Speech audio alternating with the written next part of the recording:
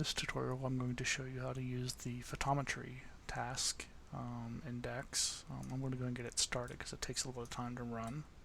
So I'm going to start by drawing a source region here. I'm going to centroid it, pressing F1. Then I'm going to draw a background. For that I want to do an annulus, so annulus, draw it, and then move it into position. It's probably a little big. And then I go here, and okay.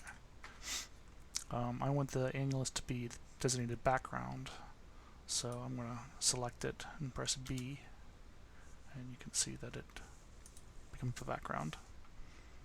I can now start the source flux task, and it's going to ask me a couple questions. So it's going to ask what energy band I want the flux over. I'm going to assume a absorbed power law with a photon index of 2, and I want to change this to be the galactic absorption. For the PSF approximation, I'm going to use the ARF core tool.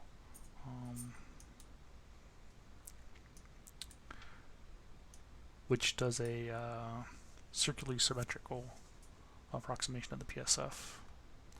It's telling me that there were no regions selected, so it's telling me exactly what it's using.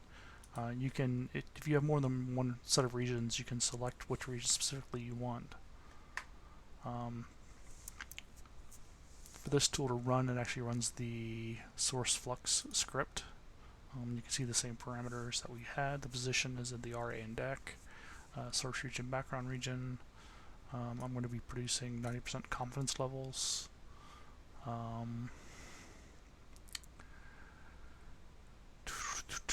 Let's see.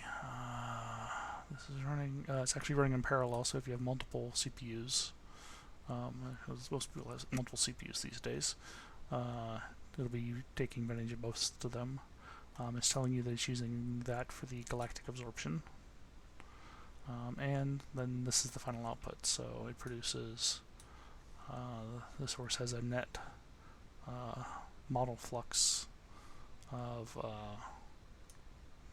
5.4 or centimeters squared per second. Count rates, those things. The other thing which is important here is that the files are saved, so let me copy this and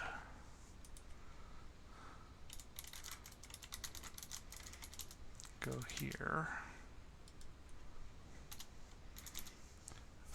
These are the files that source flux normally outputs, including the summary table,